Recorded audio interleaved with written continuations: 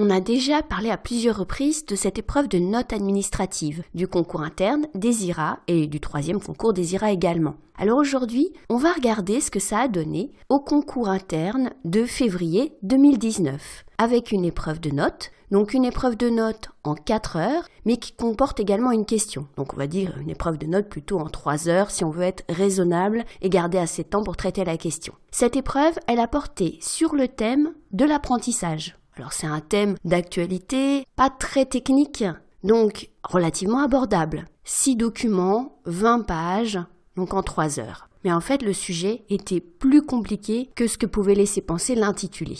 L'intitulé, lui, était assez simple. Il y avait une situation professionnelle relativement claire. On est attaché au sein d'un service des ressources humaines dans une directe. Alors même si on ne sait pas ce que c'est que la directe, eh bien on avait l'indication du fait qu'on travaillait pour des unités départementales. Eh bien oui, on était donc dans le cadre du département, des services déconcentrés, et non pas du département en tant que collectivité territoriale. Et on était donc au sein de ce service des ressources humaines auprès d'un chef de service qui lui-même devait promouvoir l'apprentissage dans le secteur public et donc dans ces unités départementales. La note avait pour objet de l'éclairer sur cette demande dont on ne sait pas trop d'où elle vient, c'est-à-dire le chef, il a été chargé de promouvoir par, on l'imagine, au-dessus. Donc c'est bien une note interne, une note un responsable hiérarchique qui lui-même s'adresse à des supérieurs pour répondre à un objectif de développement de l'apprentissage. Comme souvent dans les sujets des concours internes et des troisièmes concours de l'IRA, le plan était suggéré par l'intitulé du sujet. La note devait être synthétique et pratique et rappeler l'économie générale du dispositif, de l'apprentissage, et ses modalités de mise en œuvre dans ce cadre départemental. Alors l'économie générale, c'est un vocabulaire qu'on retrouve souvent. On m'a parfois posé la question, est-ce qu'il y a un piège dedans ? Non, c'est juste une façon de dire le fonctionnement. Quel est le dispositif ? Ça sert pas à grand chose de dire l'économie générale, et en tout cas, ça ne se rapporte pas au sens qu'on donne habituellement au terme d'économie. C'est le cadre. Donc la première partie, le cadre, la deuxième partie, la mise en œuvre. On a déjà regardé tout ça dans un podcast sur le plan type des notes administratives, tu les retrouveras dans la playlist sur cette même chaîne YouTube. Et comme souvent, le plus simple, c'est bien sûr d'adopter ce plan type. Bien évidemment, la différence que tu vas faire, c'est quand même un concours. Il faut faire une différence, et bien ça va être les sous-parties. Et puis ça va être la rédaction, ça va être les données que tu vas choisir de mettre en évidence dans cette note. Comme toujours, il faut bien se mettre en situation. Tu es un conseiller, tu as un chef, tu le conseilles. La note, c'est pas un instrument direct de promotion, c'est pas un outil de communication qui va être diffusé aux autres services. C'est une note entre toi et ton chef. Tu vas le conseiller, tu vas l'alerter, tu vas lui amener des faits, mais tu vas lui aussi lui amener des analyses. On va regarder tout ça en détail sur ce sujet de l'apprentissage. Donc on l'a dit, le sujet lui-même, assez classique et d'actualité, puisque l'apprentissage sera réformé et a été réformé par une loi qui est adoptée, la loi pour la liberté de choisir son avenir professionnel, du 5 septembre 2018. Et dans le dossier, tu avais des extraits de cette loi. Donc un sujet d'actualité et un dispositif qui est relativement connu. Et pourtant, il y avait une vraie difficulté dans ce sujet et c'est certainement fait exprès par les organisateurs. Il fallait savoir s'y retrouver dans l'organisation d'un texte juridique, d'un dispositif juridique. Faire la différence entre des articles de loi, c'était donc ces extraits de la loi pour la liberté de choisir son avenir professionnel, et des articles de code. On avait 2 documents avec pour l'un la partie législative du Code du travail sur l'apprentissage et pour l'autre la partie réglementaire du Code de travail sur l'apprentissage. Donc il faut s'y retrouver, savoir la différence bien sûr entre ce qui est de l'ordre du législatif, de l'ordre du réglementaire, savoir retrouver une référence, voir comment elle a été modifiée par une loi pour ce qui est de la partie législative. Donc tout ça, ça demande quand même une certaine habitude de consulter par exemple le site Légifrance. Alors je ne sais pas si tu as l'habitude de le faire dans ton activité professionnelle actuelle, mais en tout cas c'est quelque chose qu'il faut s'habituer à faire. Donc si tu n'as pas l'habitude, vas-y, va sur Légifrance, cherche un article de loi, quelque chose qui t'intéresse personnellement, pourquoi pas. Essaye de voir comment cet article a été créé, dans quel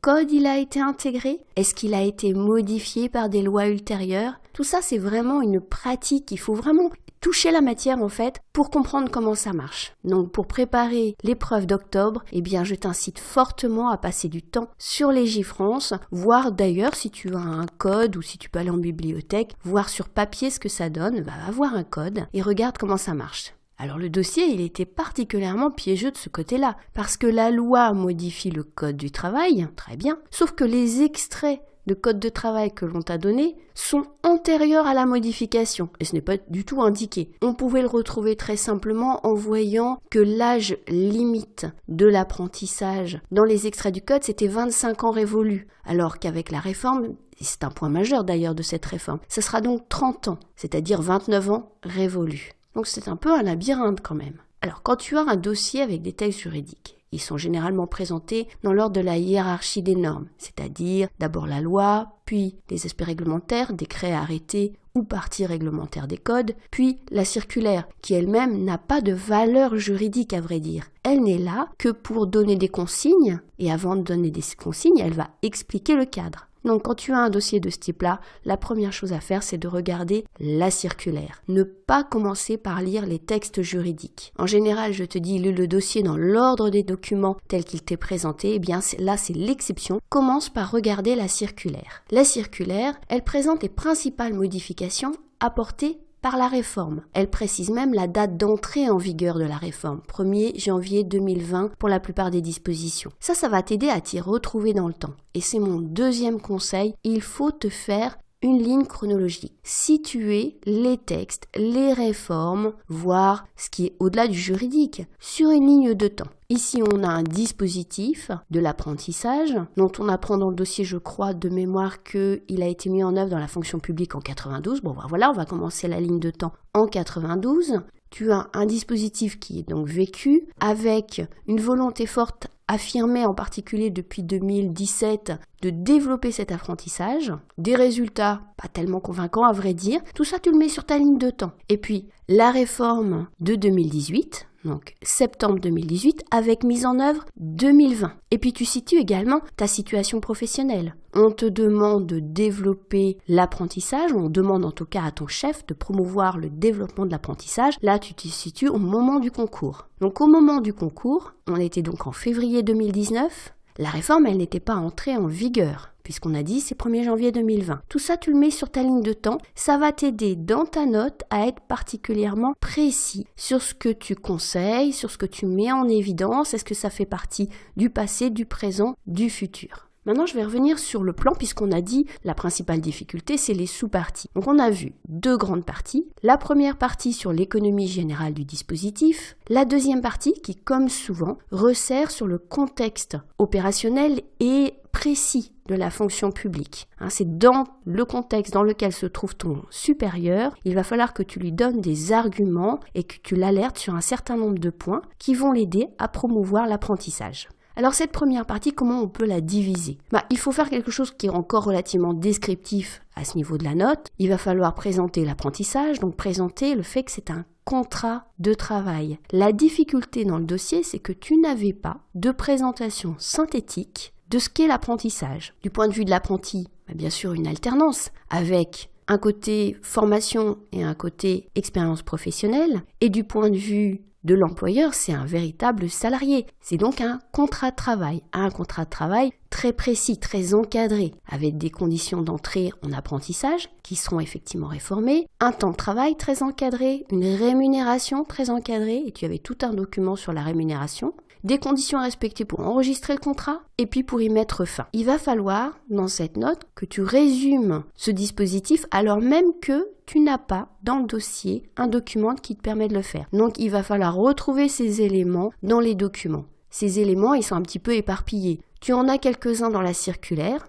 mais relativement peu. En fait, sur la circulaire, tu as surtout ce qui concerne la réforme. Tu en as donc sur la rémunération dans un document à part, et puis pour le reste, il va falloir aller chercher dans les textes. Et là, je reviens sur la principale difficulté de ce sujet, c'est bien d'aller utiliser des textes juridiques. Donc, une première sous-partie en première partie, le contrat de travail. Bien mettre en évidence la nature du contrat et les acteurs. On a dit l'apprenti, l'employeur et bien sûr aussi le CFA. En deuxième sous-partie, tu as un peu le choix. Mais moi, je mettrais l'accent sur les mesures récentes qui sont censées donc renforcer l'attractivité du dispositif, puisque ces mesures vont entrer en vigueur très prochainement. Quand ton responsable va promouvoir l'apprentissage, il va falloir qu'il présente l'apprentissage dans sa version actuelle, mais surtout dans sa version future. Donc il faut lui donner dans cette partie des arguments pour promouvoir l'apprentissage. Deuxième partie, on va donc se situer dans le contexte précis du service public et en particulier des services départementaux. Alors à vrai dire, sur les services départementaux, on n'avait rien de bien précis dans les documents. Les documents parlent des spécificités de l'apprentissage dans le service public. Mais dans la façon dont tu vas rédiger, tu vas rappeler ce contexte professionnel. Par exemple, en transition entre ta première et ta deuxième partie, tu vas insister sur le fait que maintenant, tu te situes vraiment dans ce contexte des unités départementales de la directe. Alors comment tu peux organiser cette deuxième partie? Là aussi, il n'y a pas un seul plan type. Moi, je te propose une première sous-partie pour montrer la volonté forte de développer l'apprentissage, puisqu'on a plusieurs éléments chiffrés, un peu datés, mais en tout cas des éléments chiffrés, et des objectifs qui sont assez ambitieux, qui ont été fixés pour développer l'apprentissage. J'insisterai sur des objectifs propres à la fonction publique, en particulier le recrutement d'apprentis en situation de handicap et de jeunes issus des quartiers prioritaires. Donc là, tu peux nourrir une partie sur l'apprentissage dans le service public. Qu'est-ce qu'on veut faire à travers l'apprentissage dans le service public? Et puis une deuxième sous-partie où tu vas jouer véritablement ton rôle de conseiller de ton supérieur hiérarchique. Tu vas en particulier souligner les difficultés que rencontre ce développement de l'apprentissage. Pourquoi est-ce que les cibles n'ont pas été atteintes jusqu'à présent? D'abord des freins financiers, le coût, et il y a des spécificités au service public sur le financement de l'apprentissage, je te laisse regarder le dossier pour aller les trouver, et des freins non financiers. Le fait par exemple qu'un apprenti, à la fin de son apprentissage, il va falloir quand même qu'il passe le concours. Alors tu me diras, c'est une mesure d'égalité, par exemple avec toi. Mais en tout cas, pour l'administration qui l'a formé, c'est aussi peut-être une perte de chance parce qu'on aura formé quelqu'un qui peut-être ne va pas réussir le concours. On avait des éléments également sur la concurrence entre d'autres dispositifs comme le pacte. Donc tu vois des éléments véritablement opérationnels, des choses concrètes, des choses précises sur lesquelles ton chef sera peut-être interrogé par ses interlocuteurs. Quand lui-même va faire des présentations pour promouvoir l'apprentissage, peut-être quelqu'un lèvera la main en disant « Bah oui, mais il faut encore passer le concours à la fin. » Eh bien oui, il faut qu'il n'ait pas perdu de vue cet élément. Il va falloir répondre et constater bien sûr que c'est le cas et que la réforme n'y change rien. Alors peut-être que d'autres réformes futures y changeront quelque chose, mais en tout cas, aujourd'hui, c'est le cas. Donc ta dernière partie de la note, c'est une véritable analyse et elle doit anticiper les questions qui pourraient être posées à ton supérieur. Tu vois que la note, elle va pas se borner à faire la promotion de l'apprentissage. Tu as un rôle de conseiller, il faut voir les choses telles qu'elles sont, tu n'es pas là pour enjoliver la réalité, il faut analyser aussi les difficultés. Alors voilà, sur ce sujet de l'apprentissage, ça faisait partie d'un des thèmes d'actualité que je t'avais mis en avant dans une précédente vidéo. Tu peux en trouver d'autres, en particulier un que je t'ai mis sur un espace de travail partagé sur Slack, entièrement gratuit. Tu peux y aller en consultant la description de ce podcast, tu trouveras le lien vers Slack, et sur Slack tu trouveras des ressources, des conseils, et donc se corriger d'un sujet que j'ai créé moi-même avec un commentaire qui peut t'aider à retrouver cette démarche, ce plan type, et puis cette démarche de la note administrative. Alors j'ai fait d'autres sujets corrigés, tu les retrouveras sur une plateforme de formation. Là aussi, le lien est en description de ce podcast et il porte également sur d'autres thèmes d'actualité, donc c'est 3 autres sujets avec un dossier que j'ai créé, un sujet entièrement corrigé et un commentaire audio comme je viens de te le faire aujourd'hui sur le concours de février 2019. Et j'espère que ces quelques éléments t'aideront à te préparer à la session d'octobre si tu penses la passer.